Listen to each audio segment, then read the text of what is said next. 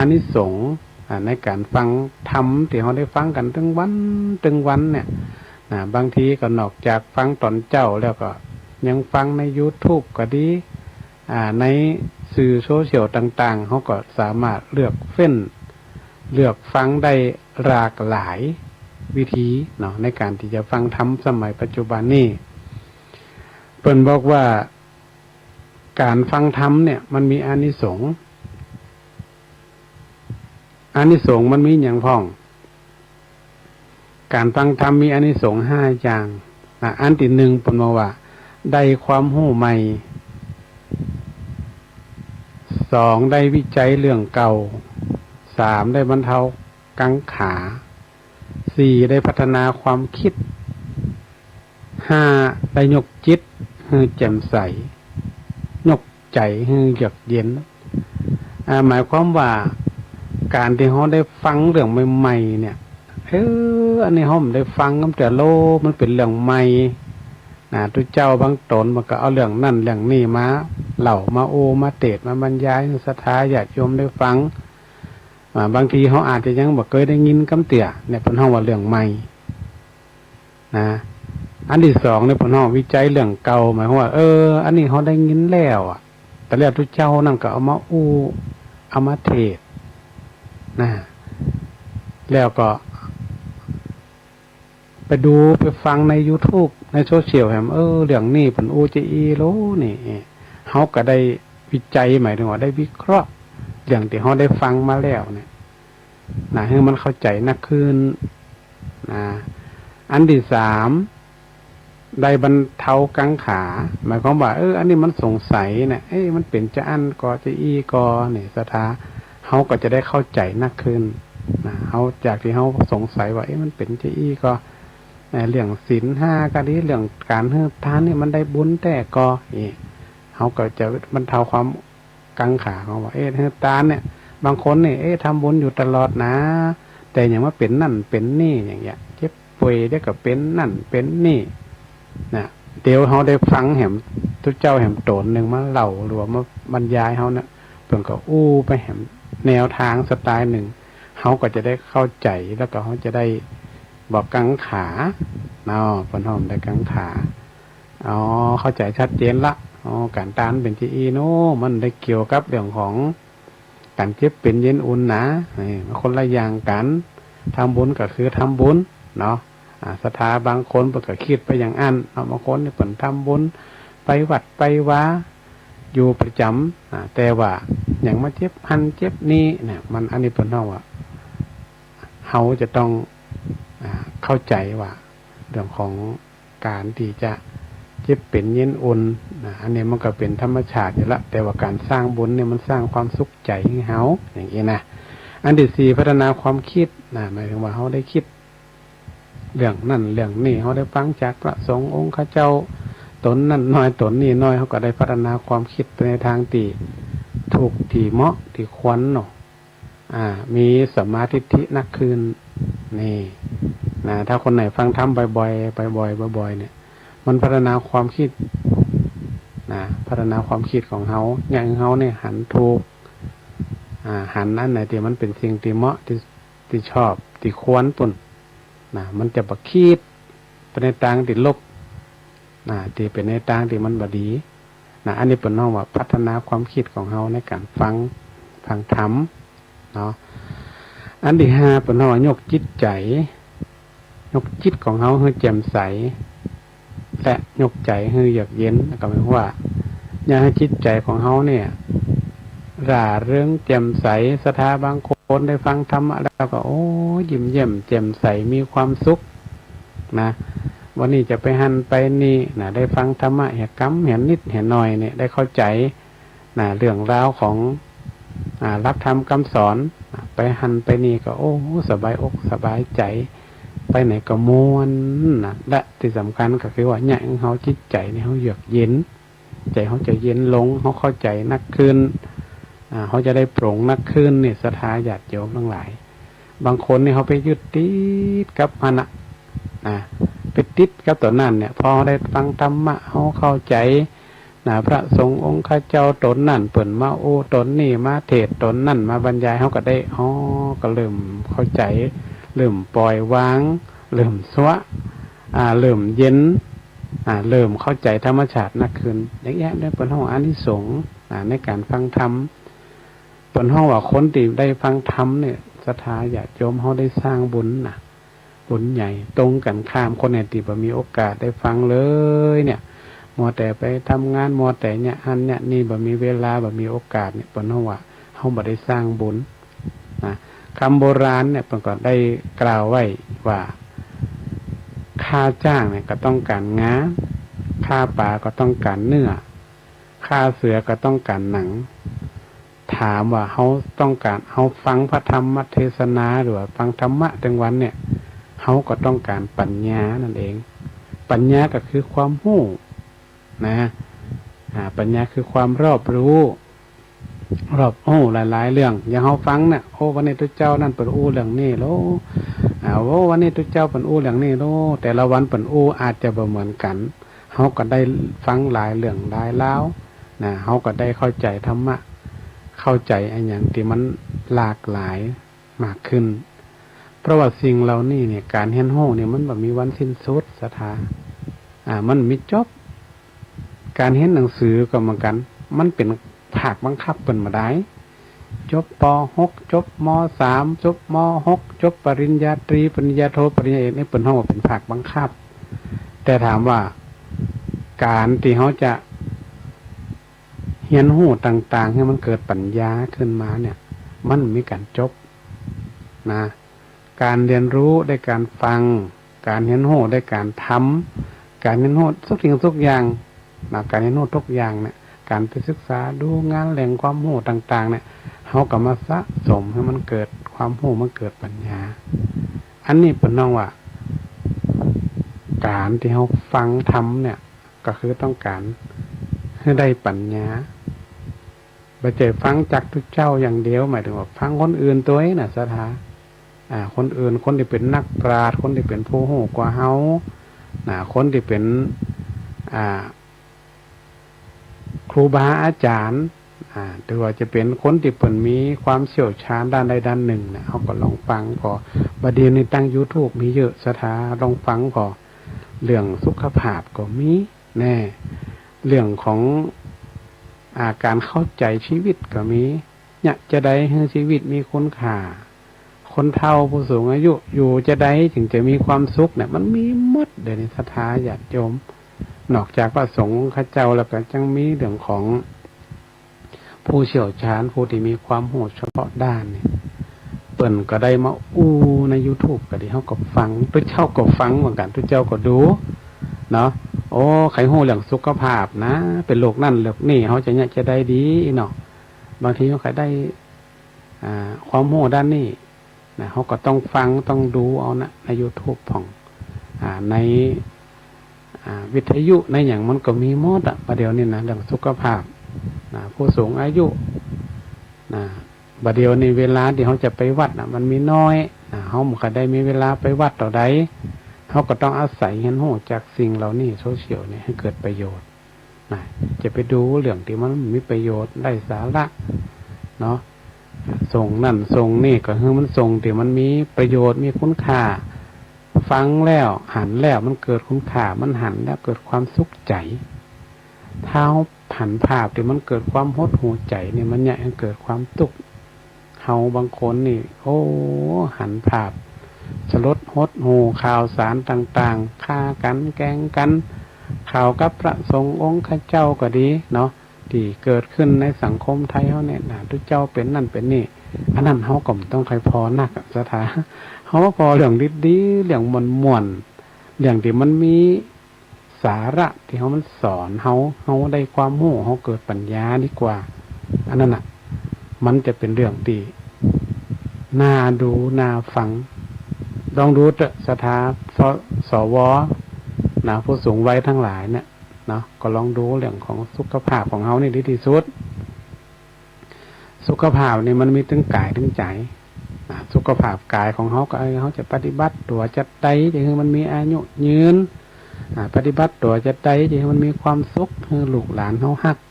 เขาก็ลองดูเนาะกินอาหารจะได้ออกกำลังกายจะได้นะเขาก็ต้องดูนะอยู่กับลูกกับหลานอยู่กับครอบครัวจะได้ไงให้ลูกฮักอย่างให้ลูกให้หลานฮักหรืออาหารตั้งใจฟังธรรมะของฟังเรื่องดีๆสาระดีๆจากคนนั่นคนนี้อย่างที่ได้อูมาเนี่ยถ้าเขาฟังแล้วเขาดูแล้วหรือว่าจะนอนเมื่อคืนเอาฟังสวดมนต์ตอนเจ้าตอนกลางคืนช่วงเวลาที่มันเหงี่ยวก็ฟังเขาบ่ได้สวดแต่เขาก็เปิดฟังเอามันก็ได้สาระมันก็ได้สิ่งดีๆเข้ามาสมองเขาเนี่ยนะเดี๋ยวนี้ต่างประเทศเนี่ยผลได้มีการวิจัยนะสถาทาจิตหรือว่าสมองของเขาเนี่ยคิดในเรื่องที่ดีเนาะที่เป็นเรื่องบวกเนี่ยสมองมันก็จะสร้างเซลล์ที่ดีของเขา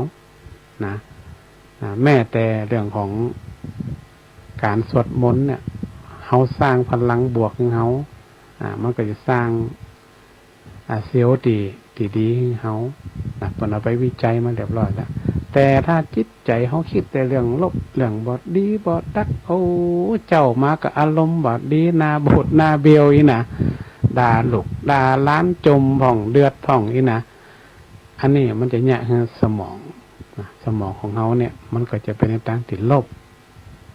ในทางที่บดีเพราะนั้นเขาอายุนักแล้วบางอย่างปล่งวางได้ก็ปล่งวางสดาปล่อยวางได้ก็ปล่อยลูกหลานเขามันคนเราไว้มันต่างกันเขาก็ต้องเข้าใจเขายุคของเขาก็ปล่อยเขาไป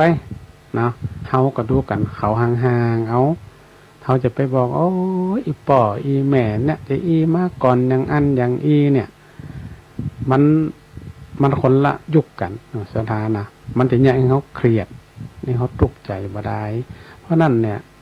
การที่เขาจะดูแลหรือว่าจะได้แนะนำลูกหลานเขาสมัยใหม่เนี่ยมันก็ต้องมีวิธีความเข้าใจวิธีความเข้าใจหนักกว่าวิธีแบบสมัยก่อนสมัยก่อนนี่โอ้เป็นจักซ้ายกับไปซ้ายจักขวากับไปขวา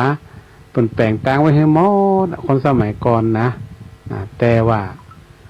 ศรัทธาญาติโยมยุคสมัยบัดเดียวนี่มันเปลี่ยนไปเนาะเขาก็ต้องปรับไปตามยุคตามสมัยบ่เจว่าโอ้เมื่อก่อนเขาเป็นจะได้เขาก็เป็นจะอันเนี่ยมันบ่ได้ละสมัยนี้มันยุคมันเปลี่ยนไปเป็นยุคของละออนยุคโซเชียลยุคสังคมอันอย่างที่มันเว้ขึ้นเนาะละออนสมัยบัดเดียวเนี่ยเป็นเจนของเขาเนี่ยเขาจะเนี่ยอย่างที่จะเว้นะฟังอย่างที่สั้นๆเข้าใจอย่างที่ง่ายๆอย่างถ้าเขาไปอู้ยาวอย่างเขาเนี่ยเขาไม่เข้าใจนั่นศรัทธาญาติโยมตั้งหลายที่ฟังอยู่เนาะเขาก็ลองไปพิจารณาเพราะว่าในครอบครัวเขาเป็นจะได้เป็นจะอีแต่ก็มาแต่อย่างทุกเจ้าโอ้กออย่างนี้นะเราลองไปคิดพอ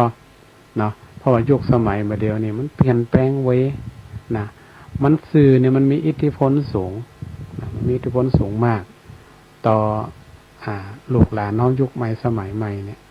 เขาลองเกิดพอเขาสมัยก่อนเนี่ยโอ้โทรศัพท์ก็บ่มีไอ้ยังก็บ่มีนะสมัยก่อนแม้แต่ทีวีโทรทัศน์เดี๋ยวจะพอจะดูกันเนี่ยที่บ่มีนะสถาสมัยก่อนมันจะมีอย่างหนักเนาะเขาลองย้อนไปก่อนนะสมัยก่อนเนี่ยถามว่าในละครที่ในทีวีเนี่ยเขาพองก่อนมีอย่างมีละครเหี้ยมีข่าวพองด้านละอันอื่นเนี่ยบ่ใครมีกีฬาเนี่ยแทบจะไม่ได้หันนะสมัยก่อนเนี่ยมีน้อยมากเลยนะบัดเดี๋ยวนี้ยุคสมัยมันเปลี่ยนไปพัฒนามาไปเลยสถาบัดเดี๋ยวนี้แทบจะไม่ได้ดูทีวีกันเพราะอย่างมันมีมือถือมันมีไหนหันหมดโทรศัพท์เนี่ยขอแนมีเน็ตถ้ามีอินเทอร์เน็ตเนี่ยมันดูได้หมดทีวีก็มีในหันละครดูหนังดูกีฬาดูทุกอย่างมันมีในหันหมดน่ะอันเนี้ยเป็นเพราะว่ายุคสมัยมันเปลี่ยนไปนะยุคสมัยมันเปลี่ยนไปเขาก็ต้องเข้าใจโลกที่มันเปลี่ยนไปเลยๆถึงวันนี้มันเปลี่ยนแปลงไปเพราะนั้นในเรื่องของการเปลี่ยนแปลงยุคสังคมเฮาบัดเดียวเนี่ย มันก็ยากให้คนเนี่ยอาจจะขาดศีลขาดธรรมเนาะศรัทธาญาติโยมบางท่านอาจจะคิดว่าโอ้ยนะแต่ว่าบัดเดี๋ยวนี้ก็ยังนิ่งมาละเนาะเหตุการณ์ข่าวสารต่างๆที่เฮาได้ติดตามกันก็พยายามเสพข่าวดูข่าวช่องทางที่เฮามันมั่นใจได้นะมั่นใจได้นะแล้วก็เรื่องของความเป็นห้องว่าความยุติธรรมในสังคมเฮาเนี่ยมันมีก็ตอนนี้บางคนก็เรียกร้องว่ามันบ่ยุติธรรมอย่างอันอย่างอีพันเนี่ยอาตมาเองก็เลยจะมาเล่าเรื่องของว่าคนที่เฮาบางทีเนี่ยมันเกิดความอยุติธรรมเนี่ยมันมีตั้งแต่สมัยพระพุทธเจ้าพุ่นแล้วนะศรัทธาไม่ใช่ว่ามีสมัยเดียวนี่นะก่อนวันนี้จะเล็กก็จะเล่ายกตัวอย่างมาพระอาตมาเองเนี่ยก็ได้จิบยกของธรรมบทหนึ่งที่จะมาเล่าเงินศรัทธาญาติโยมตั้งหลายฟังในสมัยของพระพุทธเจ้าสมัยนั้นพระพุทธเจ้าของเฮาเนี่ยประทับอยู่ที่พระเชตวันทรงปรารภถึงมหาอมาตย์ผู้วินิจฉัยตัดพระธรรมเทศนานิว่า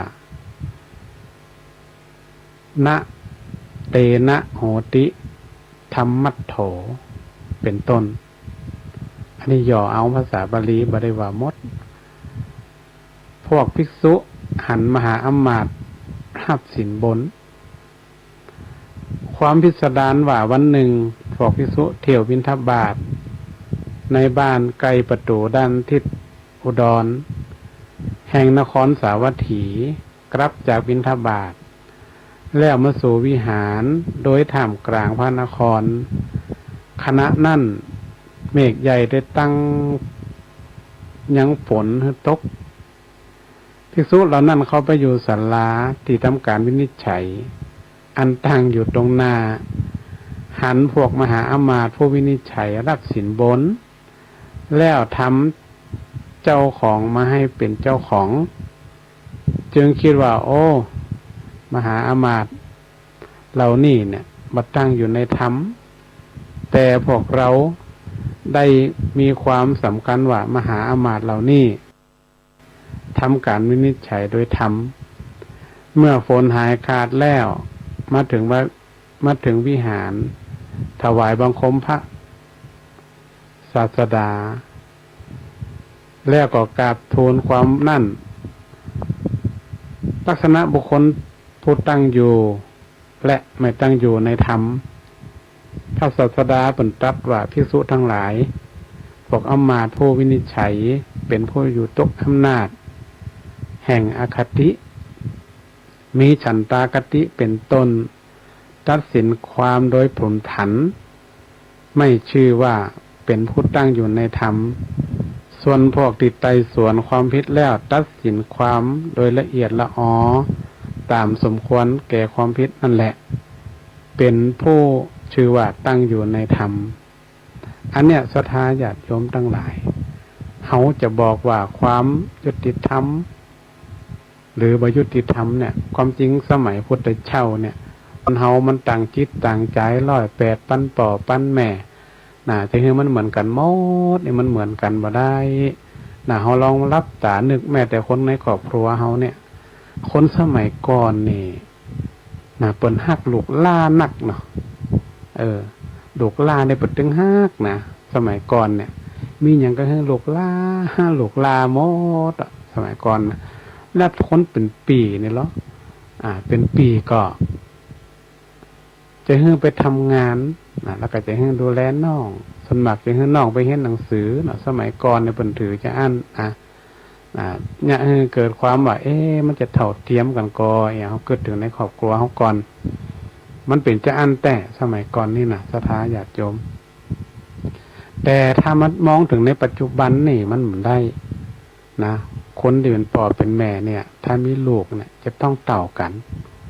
เพราะมันบ่เจมีนักเนาะบ่เดียวเนี่ยเมื่อก่อนมันมีนักลูกเต่าเนี่ยมีเป็น10บางทีก็10ปลายเนาะเฮาไปหันในคลิปหลายๆคลิปเนี่ยโอ้บางทีลูกมีหลายเป็น10เป็น100ก็มีน่ะแล้วถามว่าจะให้มันเต่ากันหมดเนี่ยมันเป็นไปบ่ได้นะ สมัยก่อนนั้นเป็นมีลูกนักนะเพิ่นก็จะให้คนปีเนี่ยไปทำการทำงานก็คือว่าเปลี่ยนกันนะลูกล่านี่ก็จะได้เปรียบน้อยพอเกิดมาเหมือนล้นเปิ่นปีก็ฮักพ่อแม่ก็ฮักนักน้อยมีหยังก็ส่วนมากก็จะให้ลูกล่านะอันจะเป็นเจ้าอี้ในสมัยก่อนนะเพิ่นจะให้กันเจ้าอี้แต่ว่าสมัยก่อนนะมันบ่มีปัญหากันสถาญาติโยมเนาะมันมีปัญหานะฮักลูกล่านักก็จริงอยู่นะแต่เฮาบ่ได้มีอิจฉาตาร้อนบ่ได้มีการแย่งสมบัติมรดกตกทอดกันในสมัยก่อนแต่สมัยปัจจุบันนี่บ่ได้นะสถามันต้องเต่ากันทุกอย่างมันต้องเต่ากันให้ลูกคนเก่าหมกได้กับคนน้อยก็ให้หมกอันเพราะว่าบ่เดียวลูกมันสิมีนัก2 คน3 คน3 คนก็นักสุดละบ่เดียวนี่นะดังนั้นการที่เฮาจะคือความยุติธรรมแก้ไขกันแล้วแต่เนี่ยและเหตุเราเนี่ยที่มันเกิดความบ่ยุติธรรมขึ้นมามันเกิดจากอย่างในเรื่องธรรมบทที่กล่าวตะกี้ปกติว่าเกิดจากอคติอคติเนี่ยถ้าเราแปลก็คือว่าความเป็นวิถีทางในทางที่ผิดหรือว่าความลำเอียงนั่นเองหรือว่าความบ่เที่ยงธรรมที่เขาบอกบ่ยุติธรรมเนี่ยนะอคติมันมีอยู่4อย่างอย่างที่1เนี่ยเป็นคำว่าฉันทาคติฉันทาคติเขาลำเอียงเพราะอย่างเพราะว่าชอบเพราะว่าฮักคนนี้บางคนฮักคนนี้ก็ให้คนนี้ติ๊กนะชอบคนเนี้ยอันนี้เป็นให้ด้วยความฮักความเปิงอกเปิงใจอันที่2เป็นคำว่าโทสาคติโทสาคติเนี่ยเป็นว่าลำเอียงเพราะโกรธหรือว่าบ่ชอบคนเนี้ยอีเนาะมาฮื้ออีน่ะประมาณเนี้ยโกรธอาจจะด้วยเหตุผลอะไรอย่างก็แล้วแต่เนาะโกรธเปิ่นเขาอาจจะเสียผลประโยชน์ก็ได้หรือว่าภัยอะไรอย่างจะมาหาแก่ตนก็ได้ก็เนี่ยให้โกรธเปิ่นอันนี้เขาก็จะเกิดความลำเอียงเพราะเขาไม่ชอบนั่นเองอันที่3เป็นว่าโมหะคติลำเอียงเพราะอย่างเพราะว่าหลงหรือความบ่ฮู้ภาษาพระเป็นว่าความเขาเนี่ยแปลว่าไม่รู้เพราะว่าเขาบ่ฮู้หลงหน้ามืดตามัวมีอย่างก็ให้เปิ่นไปหมดเอาให้เปิ่นถูกอย่างเดียวคนอื่นนี่ตึงบ่ถูกอย่างนี้ประมาณนี้เนาะแล้วก็อันที่4เป็นพยาคติพยาตัวนี้แปลว่ากลัวที่เขาลำเอียงเพราะว่าเขากลัวเปิ่นอาจจะคมโคหรือเปิ่นจะอาจจะเนี่ยกลัวเปิ่นมาเนี่ยอย่างอันอย่างอีนะเนาะอันนี้ก็เป็นอคติสำหรับที่เขาเนี่ยสามารถเอาไปใช้ได้ในสังคมเนี่ยถ้าเขามันมีความยุติธรรมมันเกิดจาก4อย่างเนี่ยเปิ่นอคติ4อย่างเนี่ยศรัทธาเนาะเพราะนั้นเรื่องของการมีอคติเนี่ยเขาถึงว่าไปมีอคติต่อกันเด้ออย่างเงี้ยเขาจังว่ากันไปมีอคติต่อกันให้หักกันแป้งกันให้เป็นปีเป็นน้องเนี่ยให้มีความกลมเกลียวสามัคคีกันนี่คือพ่อแม่สมัยก่อนมันถึงสอนที่เนาะสอนเปิ่นไว้ให้ลูกเกลียดกันชังกันเนาะพ่อแม่นี่บางทีก็เป็นกลางทำว่าที่เป็นกลางเพราะอย่างมันก็จะมีแนวทางจะมีคำธรรมะแห่งข้อหนึ่งเดี๋ยวก็จะได้อู้ต่อไปเนาะว่าการมีอคติเนี่ยมันก็ย่าให้เขาเสียเหมือนกัน1คนจะอาจจะขาดความนับถือเนาะถ้าเขามีอคติต่อกันเนี่ยอาจจะเกิดความเสียหายเดือดร้อนกันก็ได้มันมีหลายอย่างเนาะเพราะนั้นถ้าเขามีอคติเนี่ยเขาจะทำอย่างนี้มันก็จะลำบากอาจจะหักก็ดีจะรับสินบนก็ดีอย่างก็ดีตีว่าได้กล่าวไว้ในธรรมบทตะกี้ที่เราตะกี้นั่นนะดังนั้นเรื่องของความหักก็ดีความโกรธความแบบชอบก็ดีเนี่ยหรือว่าแม้กระทั่งว่าหลงเนี่ยก็ถือว่าเป็นอคติที่เป็นห้องว่าน่ากลัว เนี่ยสังคมเขามันเริ่มเปลี่ยนศรัทธาญาติโยมสังคมมันเปลี่ยนยุคสมัยมาเดียวนี่มันยุคเร็วเนาะจิตใจของคนเขามันก็เริ่มห่างวัดห่างว้าห่างศีลห่างธรรมเขาก็บ่ใครโห่แต่เขากระทำบางทีกระทำเพื่อตัวเองอย่างเดียวก็มีอย่างเงี้ยบางทีก็เนี่ยให้เกิดผิดพลาดได้นะอคตินี่มันเป็นสิ่งที่สำคัญนะแล้วก็แนวทางที่เขาจะลดพวกอคติสีได้นี่เขาจะลดจะได้ผ่องศรัทธาญาติโยมอันที่หนึ่งเป็นห้องว่าบ่คบคนพาลอันนี้เป็นกล่าวในธรรมะนะธรรมะเองก็ปูตามลักในธรรมะเนาะบ่ได้ไปว่าคือคนใดคนหนึ่งเนาะบ่คบคนพาลก็หมายความว่าคนที่มันบ่ดีนะเขาบ่คบดีกว่าเขาเว้นไปเหี้ยนะคนโบราณเนี่ยเพิ่นบอกว่าเว้นหมาคือปอศอก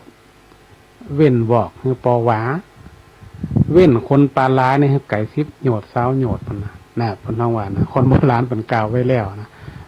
หมานี่สักศอกนึงยังแค้นน้อยมันบ่แง่งสักแข่งเฮาเนาะถ้าเป็นวอกเป็นลิงเนี่ยมือมันยาวนะห่างแหมน้อยสักว้า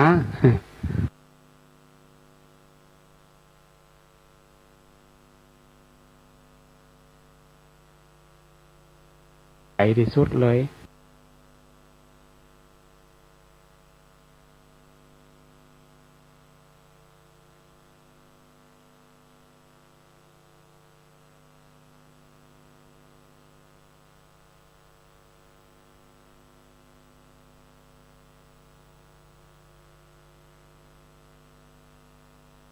อันต่อไปเปิดห้องว่าจักกสูตร4ประการก็คือให้อยู่ปฏิบัติกันนะที่เปิดกำลังสนับสนุนส่งเสริมรณรงค์กันนะก็หันว่ามันเป็นสิ่งที่ดีต่อชุมชนนั่นเองนะประการที่สองเปิดว่าครบสัตตบุรุษสัตตบุรุษก็หมายบุคคลที่ประเสริฐละดีละครบสัตตบุรุษนี่นะหมายถึงว่าบุรุษที่ดีแนะนำดีสั่งสอนดีมีประพฤติดีตัวนะแล้วก็ตั้งตนไว้ชอบเกิดตั้งตนไว้ชอบก็คือว่ายึดมั่นในการประพฤติตนให้เป็นคนดีอย่างสม่ำเสมออันที่สี่ก็คือเรื่องของผู้มีความเป็นผู้มีบุญที่ทำไว้ในปางก่อนเขาก็ต้องมีความเชื่อว่าความดีงามเนี่ยมันเกิดผลมาจากที่เขาสร้างไว้อย่างตีธรรมะได้กล่าวไว้ตะกี้เนี่ยนะว่าบางคนนี่ทำบุญตลอดแล้วเป็นนั่นเป็นนี่เนี่ยบางคนก็คิดว่าแล้วก็มันเป็นจะได้ทำบุญตลอดไปวัดตลอดอย่างมันเจ็บเป็นเนี่ยก็เป็นนั่น3 วันดี4 วันไข้เนี่ยเปิดให้นึกถึงความดีที่มันเกิดจากจัดก่อนนะเกิดจากจัดก่อนที่เขาสร้างไว้แล้วก็ส่งผลดีให้จัดนี่นะผลว่าอีเนาะและแหมอันหนึ่งคือสมาธิตะกี้ก็กรรมหนึ่งแล้วว่าเขาต้องตั้งมั่นในความดีงามคือความหันชอบนะเขาพยายามมองโลกในแง่บวกนะเขาจะไปมองโลกในแง่ลบนะถ้าเขามองโลกในแง่ลบเนี่ยมันก็ลำบากศรัทธาญาติโยมไปไหนมันก็บ่ม่วนละมองอันนั้นก็บ่ดีอันนี้ก็บ่ดีนะเพราะว่าเฮาว่าคือมองในแง่บวกให้มองในแง่บวกแล้วก็นึกว่าสิ่งเหล่านั้นเนี่ยมันเป็นสิ่งที่เขาทำแล้วมันดีแล้วมันเหมาะสมแล้วถูกต้องแล้วมันสบายใจดีตามสบายใจดีอันต่อไปก็คือเรื่องของจิตตานุปัสสนาสติปัฏฐานการพิจารณาจิตของตัวเก่าอันนี้ก็ต้องฝึกศรัทธาเขาต้องฝึกเอาการที่เขามีอคติบดีกับคนอื่นนะต้องฝึกจิตของเขาถ้าเขามันฝึกเนี่ยอย่างวันพระวันศีลเนี่ยศรัทธาไปสวดมนต์เนี่ยอิติปิโสภะคะวาอย่างก็แล้วแต่บทอย่างก็แล้วแต่โดยเฉพาะบทถวายพรพระเนี่ยเป็นบทที่ดีที่สุดนะมีพุทธคุณธรรมคุณสังฆคุณแล้วก็บทพระหงส์จนถึงบทสุดท้ายเนี่ยเป็นบทที่เฮานิยมสวดกัน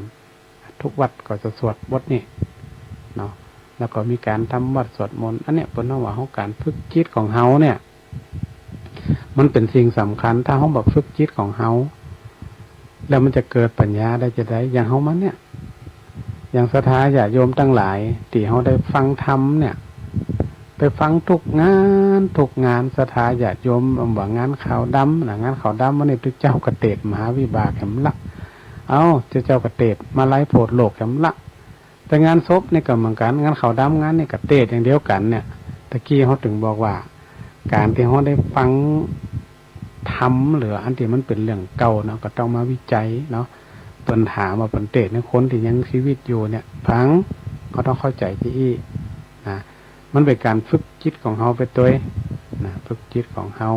ถ้าจิตของเขาฝึกไปตัวในการสวดมนต์นั่งฟังธรรมเนี่ยเขาก็ต้องฟังโดยใจจดใจจ่ออันไหนเข้าใจอันไหนมันเข้าใจนะเปิ้นเฮาว่าใครฮู้คือถามใครงามคือแต่งอีหรอกคนเฮาใครฮู้ก็ถาม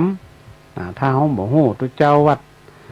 ตุเจ้าที่องค์ที่เปิ้นบรรยายอยู่ไกลเนาะบ่ฮู้จะถามตุเจ้าวัดเฮาหั่นน่ะศรัทธาถามมันตุเจ้าวัดเฮาหั่นว่าอันนี้เป็นจิอีอันนี้เป็นจิอีเนาะไก่งามเพราะขนคนงามเพราะแต่งจะได้เฮาเข้าใจก็ลองถามเพราะนั่นเรื่องของการถามนี่ก็เป็นสิ่งที่ดีนะมันจะได้คลายความวิตกทางบนของเรามันเป็นการสร้างสภาพจิตของเราเนี่ยคือสงบคืออยากเย็นศรัทธาอันนี้ก็เอาถามได้ไก่งามเพราะขนคนงามเพราะแต่งไก่งามเนี่ยคืองามอย่างขนมันงามเนาะคนงามเนาะแต่งหน้าแต่งตาใส่รีบใส่สีให้มันงามขึ้นอันเนี้ยผมน้องว่าเวลาถ้าเราบ่ได้ฝึกบ่ได้ฮู้สิ่งเหล่านี้จิตของเรามันก็จะว่าวุ่นวายซะได้อย่าโยมทั้งหลายเหมือนกับเราทุกวันนี่มันสังคมที่เราต้องรีบเร่งต้องแข่งกับเวลามันจะยากให้จิตของเรานี่วุ่นวายเหมือนกันพอสมควรแต่ถ้าทางที่ดีที่สุดเนี่ยเราจะต้องปฏิบัติถึงขั้นสูงสวดมนต์แล้วก็ปฏิบัตินั่งสมาธิปฏิบัติธรรมเนี่ยมันก็จะเป็นการยกระดับในการฝึกจิตของเขาเนี่ยให้มันสูงขึ้นการฝึกจิตมันมีแบบหยาบแบบละเอียด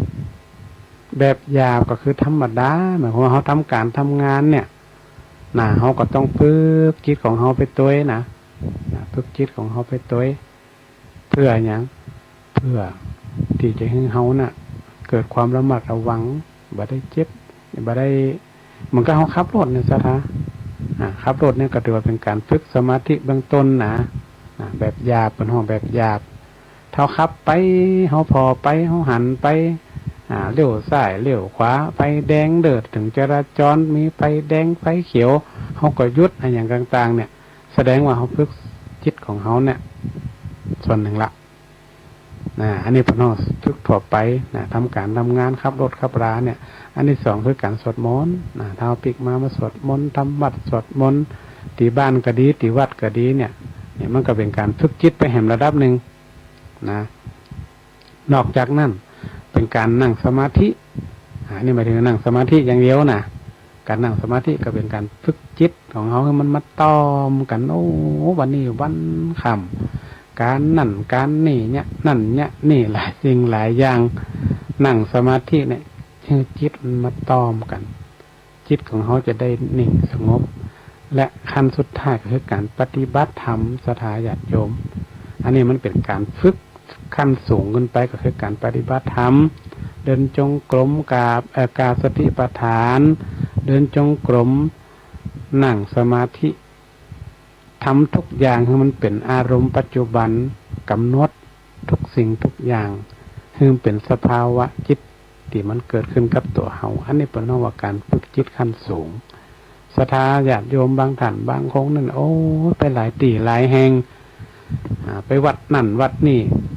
ไปหลายวัดหลายวาเพื่อที่จะได้ไปฝึกตัวเนี้ยศรัทธาไปฝึกตัวนี้เขาสังเกตพอเนาะคนต่างประเทศเนี่ยมันเมืองไทยเนี่ยเป็นต้องการมาฝึกตัวนี้มาฝึกจิตแต่คนไทยเขาเนี่ยมองข้ามชาวพุทธเขามองข้ามไปของดีมันมีอยู่แล้วแต่เขาเขาไปเอา อย่างบ่ฮู้พุ่นนะน่ะของดีมันมีอยู่แล้วฝรั่งเพิ่นมาเอาไปหมดคนต่างประเทศเพิ่นเอาหมดมาฝึกเอามันต้องไปฝึกเองทำเองเนาะธรรมะเนี่ยถ้าอันเฮาก็บ่ได้ถ้าเฮาฝึกเองบ่ทำเองเนี่ยมันถึงบ่ได้ในอย่างที่อาตมาได้อู้เบื้องต้นเนี่ยว่าธรรมะของพระพุทธเจ้าเนี่ยเขาจะต้องรู้เห็นแล้วก็ทำแล้วก็เข้าใจแล้วก็ไปทำปฏิบัติด้วยตัวเองรู้แล้วเข้าใจเนาะเห็นทำเห็นอย่างด้วยตัวเองอันนี้เขาจะไปมองข้ามการฝึกจิตเนี่ยเขาไปพอในสำนักปฏิบัติต่างๆเนี่ยเนาะเปิ่นจะมีฝรั่งมั่งขาวมาฝึกเปิ่นจะอู้เรื่องจิตอย่างเดียวบางอื่นเปิ่นบ่อู้เปิ่นบ่ทำเปิ่นจะเอาเรื่องของจิตฝึกจิตอย่างเดียวอันเนี้ยการฝึกจิตเนี่ยศรัทธามันเป็นสิ่งที่สำคัญมันสามารถที่จะต่อยอดอันอื่นได้หลายอย่างโดยเฉพาะเรื่องของอคติที่พระอาจารย์อู้มาที่อาตมาอู้มาเนี่ยถ้าเราสามารถฝึกจิตของเขาแล้วเนี่ยความที่มันเป็นอคติเนี่ยต่อคนอื่นมันก็จะน้อยลงความยุติธรรมมันก็จะน้อยลง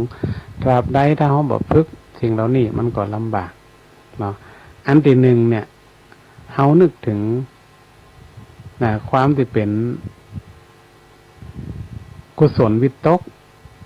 3อย่างอันนี้หัวข้อต่อไปนะว่ากุศลวิตก3คือว่าการตรึกตรองถึงสิ่งที่เป็นกุศล3อย่างหมายว่าตรึกนึก1คือเว้นจากกาม2เว้นจากการพยาบาท3เว้นจากการเบียดเบียนก็คือตรึกตรองว่า3อย่างเนี่ยอย่างของกามคุณต่างๆก็ดีนะอย่างของความพยาบาทหมาดไล่ต่อกันเนี่ยเอามาตรึกคิดแล้วก็การเบียดเบียนจำเนี่ยมาเบียดเบียนกันบ่พยาบาทหมาดไล่กันละอย่างเงี้ย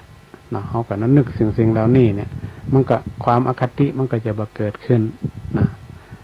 แล้วก็อันสุดท้ายก็คือเรื่องของพรหมวิหาร4ตะกี้แต่มาได้เกินถึงพ่อแม่เนาะสมัยก่อนกับสมัยปัจจุบันเนาะก็เพราะว่าพ่อแม่เนี่ยก็คือเรื่องของพรหมวิหาร4เนี่ยมีธรรมะ4ตัวนี่อยู่แล้วถ้าผู้เป็นพ่อเป็นแม่บ่มีธรรมะ4ตัวนี่อยู่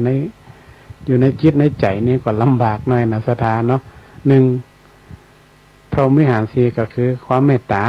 2กรุณา3มุทิตา4อุเบกขาอันนี้4ตัวนี่เขาก็อู้กันบ่อยเนาะว่าพ่อแม่เขาจะต้องมีพรหมวิหาร4นะเป็นพรหมสีหน้าให้ลูกจะต้องมีความฮัก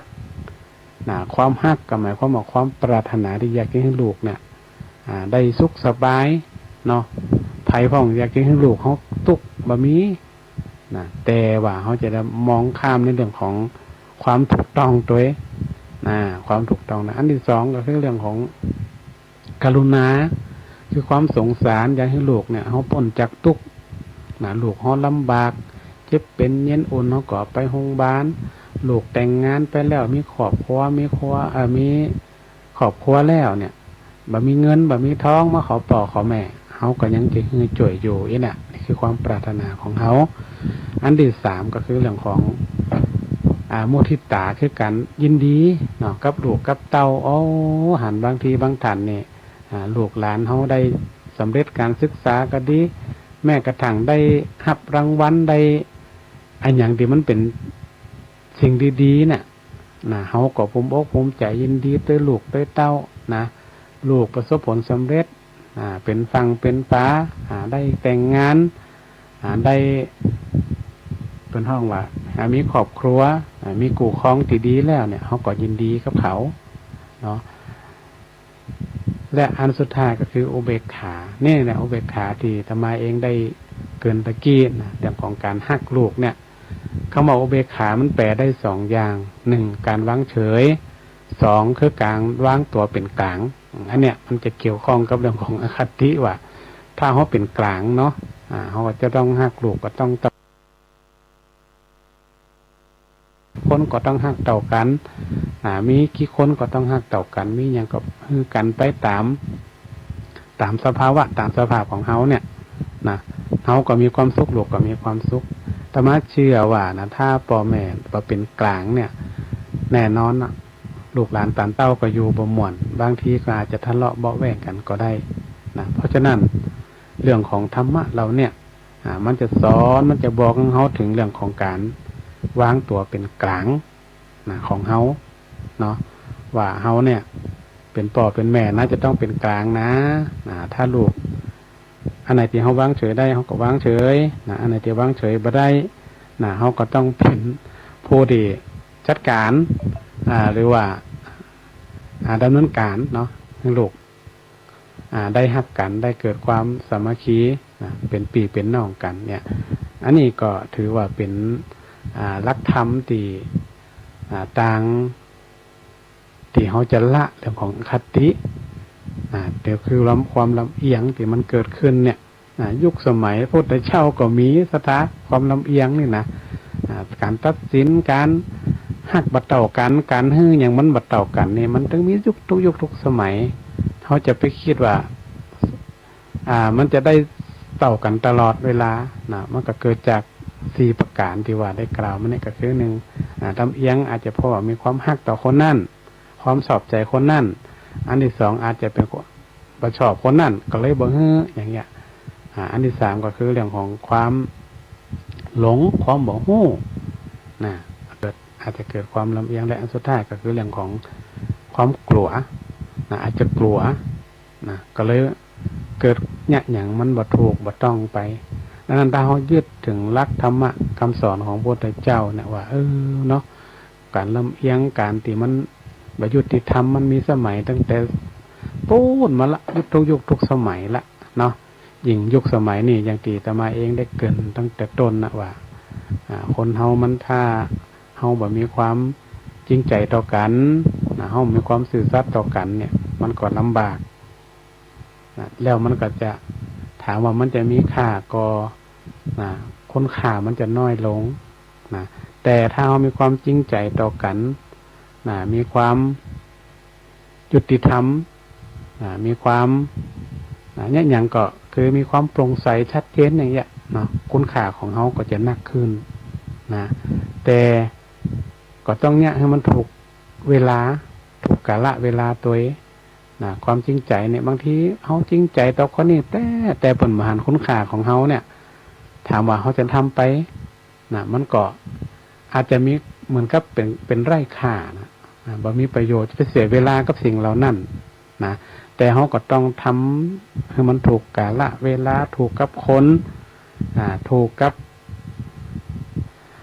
บุคคลที่เป็นพ่อที่จะทำกับเขาอีเนาะพี่น้องอีเนาะและที่สำคัญที่สุดเนี่ยเขาต้องถามใจตัวเขาก่อนถามใจตัวเขาตัวเตือนตัวเขาตัวว่าเขาเนี่ยเป็นจะได้เนี่ยจะได้ผ่องมันเป็นสิ่งที่ดีกับตัวเขาเกิดประโยชน์กับตัวเขาเนาะเพราะนั้นเขาจะการที่เขาจะบอกอย่างหรือสอนอย่างคนอื่นเขาก็ต้องสอนตัวเก่าตัวบอกตัวเก่าตัวเหมือนกับพระสงฆ์องค์ข้าเจ้าเนี่ยเปิดเอาธรรมะคำสอนมาบรรยายมาอูจามาเหล่าศรัทธาญาติโยมทั้งหลายฟังเนี่ยตัวของพระสงฆ์เองก็ต้องสอนตัวเองตัวนะปัจจุบันเอามาเหล่ามาอูกับศรัทธาอย่างเดียวนะสอนเรื่องศีลนะทุกเจ้ากับพิษศีลติ๊กเนี่ยมันก็บรรจัยนะมาถึงตัวเก่านะศรัทธาหมายถึงว่าเขาก็ต้องสอนตัวเก่าด้วยศีลเขาพร่องก็ศีลเขาพร่องข้อไหนเนี่ยนี่เหมือนเขาโหแล้วปุ๊บเขาก็ต้องมาพิจารณาตัวเก่าว่าต่อไปเขาก็ต้องทำพิษแถมละมันก็พระสงฆ์องค์ข้าเจ้าที่เป็นไปลงอุโบสถในช่วงวันพระกลางพรรษาเนี่ยศรัทธาก็คือไปทบทวนศีลทบทวนวินัยของตัวเก่าว่าเฮานี่พร่องข้อไหนพร่องอันไหนที่มันมันผาดมันเผลอไปกอมีกออย่างเงี้ยศีลหนักศีลเบาศีลอันไหนที่มันโทษกลางมันมีหลายระดับเขาลองไปพอแล้วว่าอันไหนมันนักไปกอเนี่ยเขาก็ต้องพอตัวเขาถึงจะนำมาสอนมาบอกมากล่าวศรัทธากับเหมือนกันเพราะเป็นป่อเป็นแม่ผลปูเป็นยาเป็นตาเป็นยายเป็นลุงเป็นป้าเนี่ยจะไปสอนลูกหลานเขาก็ต้องเป็นตัวอย่างของเขาในศรัทธาญาติโยมเป็นตัวอย่างในดีที่สุดมันจะสอนเขาบ่น้อยกินเหล้าบ่ดีเนอะสูบบุหรี่บ่ดีเด้อ แต่เฮาก็กินเฮาก็สูบอยู่แล้วเฮาก็สอนบ่ได้อีนะมันก็บ่ได้เหมาะเนี่ยเพราะฉะนั้นเนี่ยการสอนการบอกคนอื่นเนี่ยเฮาก็ต้องเตือนใจตัวเก่าเฮาตัวเองเนาะอย่างเฮาว่าโอ้สมัยก่อนน่ะปอกก็กินเหล้านะเดี๋ยวปอกก็ย่างละเนี่ยปอกก็หันละโทษมันเป็นจังได๋พ่องสูบบุหรี่ก็เหมือนกันก่อนปอกก็สูบมาอย่างนักเดี๋ยวปอกก็ย่างละก็มันเป็นโทษจะได้มันมีผลกระทบกับเฮาจะได้กับคนอื่นจะได้อย่างเงี้ยเฮาสามารถที่จะอธิบายนะให้เขาได้เข้าใจตัวบ่เจว่าบ่ได้บ่กินบ่ฮึเนี่ยอย่างนั้นอย่างนี้มันบ่ได้เหมาะเพราะนั้นเฮาจะต้องเป็นตัวอย่างพระสงฆ์องค์ข้าเจ้าก็เหมือนกันก็ต้องเป็นตัวอย่างให้ศรัทธาญาติโยมเนาะสอนให้ทำบุญน่ะทุกเจ้าก็ต้องทำตัวเองนำเจ้าทุกเจ้าบ่ทำบ่จ่ายเฮาก็ต้องทำตัวแต่ศรัทธาฮู้ก็บ่ฮู้ละเนาะบางทีเพิ่นอาจจะทำบุญแต่เฮาอาจจะบ่ฮู้เพิ่นทำบุญความจริงน่ะอาตมาเองก็มีความเชื่อว่าเนาะบ่ว่าพระสงฆ์บ่ว่าศรัทธาญาติโยมทุกคนเนี่ยทำบุญทำความดีมาเหมือนกันหมดอย่างพระสงฆ์องค์ข้าเจ้าเนี่ยเพิ่นอาจจะทำดีมาเหมือนจัดก่อนก็ได้เพิ่นถึงเกิดมาจัดนี่มาเป็นตุเจ้ามาเป็นพระเนนนะแสดงว่าบุญส่งเพิ่นมาก็ได้ศรัทธาญาติโยมทั้งหลายมาจัดก่อนเฮาอาจจะสร้างบุญมาเหมือนกันเฮาโหไงแต่ว่าจัดนี่ในปัจจุบันเนี่ยเพิ่นถึงสอนให้เฮาเนี่ยมันสร้างบุญสร้างกุศลเพราะว่าจัดก่อนเฮาสามารถระลึกถึงจัดก่อนได้ว่าเฮาได้สร้างบุญมาก่อนได้สร้างคุณงามความดีมาก่อนเนี่ยจัดเนี่ยประกอบด้วยว่ามันทำบุญสุนทานมันไปวัดไปวาทำวัดสวดมนต์รักษาศีลเจริญเมตตาภาวนาเพิ่นถึงบอกคือเฮามาเนี่ยจัดนี่พอจัดก่อนเฮาสามารถฮู้ได้มันก็ต้องหนุนกันอยู่แล้วนะจัดนี่ก็หนุนไปจัดหน้านะก็หนุนไปเรื่อยๆพุทธเจ้าน่ะไม่ถึง500จาดพรรษาญาติโยมนะไม่ถึง500จาดพุ่นนะเหมือนกว่าจะมาเป็นประสูติเป็นเจ้าชายสิทธัตถะมาบรรลุธรรมเป็นพระพุทธเจ้าเนี่ย500จาดแต่ละจาดนี่ก็กี่ปีบ่ฮู้นะดูเฮาบ่ต้องโอ้ถึง500จาดอย่างเฮาเนี่ยขอจาดแล้วก็เอาละเนาะจาดก่อนเนี่ยเฮาสร้างบุญสร้างกุศลคุณงามความดีอย่างพ่องมันส่งผลให้เฮาพ่องเนาะบางคนก็ถามว่าจาดนี่มันอย่างมันตุกแตะตุกว่าเงินก็บ่มีเนาะจักหน้ากับวิทย์หลังจักหลังกับวิทย์ตั้งหน้าอย่างนี้นะมันเป็นอย่างปล่ำปะเหลียเนาะอันนี้เขาก็มองถึงจัดก่อนอันนี้เรามองถึงจัดก่อนนะว่าเขาอาจจะบ่ค่อยได้ทำบุญเขาอาจจะไม่ได้ค่อยได้สร้างบุญกุศลเท่าใดเนาะมันจะส่งผลให้จัดนี่ไงในเมื่อเขาประใครมีจัดเนี่ยเขาก็ต้องมันทำบุญคำว่าทำบุญเนี่ยมันได้หมายถึงว่าเอาเงินเอาทองไปทำศรัทธาทำบุญมันมีหลายอย่างอย่างเขาฟังธรรมมาเดียวนี้เขาก็ได้บุญนี่เขาก็ได้บุญกันมาถึงสร้างบุญเหมือนกันเปิ่นไปมีกิจกรรมในชุมชนในวัดในวาไปยกกลางเต้นกลางโต๊ะเก้าอี้จ่วยเปิ่นถามว่าได้บุญมันก็ได้บุญอยู่หรอเนี่ยเขาจะไปมองว่าการทำบุญนี่คือการเป็นเงินเป็นทองอย่างเดียวนะเขาก็ต้องนึกด้วยว่าอันหนังที่มันเป็นบุญผ่องก็คือหวังจิตอาสาไปช่วยเปิ้นโดยที่มันได้หวังผลตอบแทนมีการตอบแทนเนี่ยเขาไปช่วยได้จิตอาสาเนี่ยก็ได้บุญเหมือนกันเนาะการรักษาศีลก็ได้เนาะนี่เขามีเงินมีทองทำบุญเขาก็รักษาศีลผมรักษาศีลบ่ให้มันท่องได้กี่ข้อก็ว่าไปข้อ2ข้อก็ได้บุญศรัทธานะก็ได้บุญเหมือนกันเพราะฉะนั้นการที่เขาจะสร้างบุญเนี่ยมันมีหลายวิธีแต่คนไทยเขามันมีความเชื่อว่าการเขาทำด้วยสิ่งของทรัพย์สินเงินทองมันเป็นของมีค่ามันจะได้บุญนักนี่เป็นความเชื่อของคนไทยเขา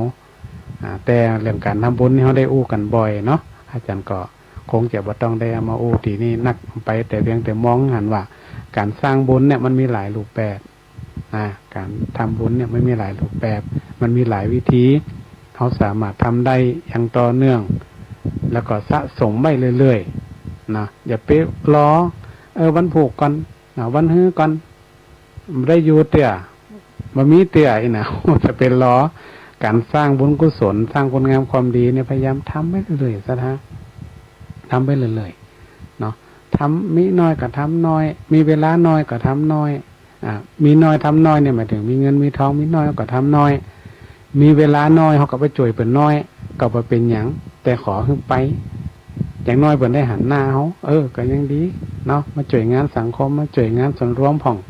ก็ถือว่าเป็นการสร้างบุญกุศลโดยภาพรวมแล้วนักศรัทธาญาติโยมทั้งหลายวันนี้เนี่ยเฮาพยายามฝึกจิตของเฮาเพื่อเกิดอคติในจิตในใจของเฮาถ้าเฮาเกิดอคติเมื่อใดเนี่ยจิตใจเฮาเป็นลบเนี่ยมันก็อาจจะสร้างความเดือดร้อนสร้างความวุ่นวายสร้างความทุกอกทุกใจให้เฮาโดยและคนอื่นก็จะได้รับผลกระทบโดยวันนี้ก็ขออนุโมทนากับศรัทธาญาติโยมทุกท่านที่ได้ติดตามรับฟังรายการธรรมะยามเจ้ากับพระอาจารย์ก็ขอให้บุญกุศลทั้งหลายนี้ย้อนร้อยถอยหลังให้ท่านทั้งหลายให้อยู่ดีมีสุขพ้นจากโรคภัยไข้เจ็บและเจริญโดยศีลเจริญโดยธรรมมีอายุวันนะสุขภระปฏิภาณธนสารสมบัติยิ่งขึ้นไปทุกท่านทุกคนด้วยเทอญ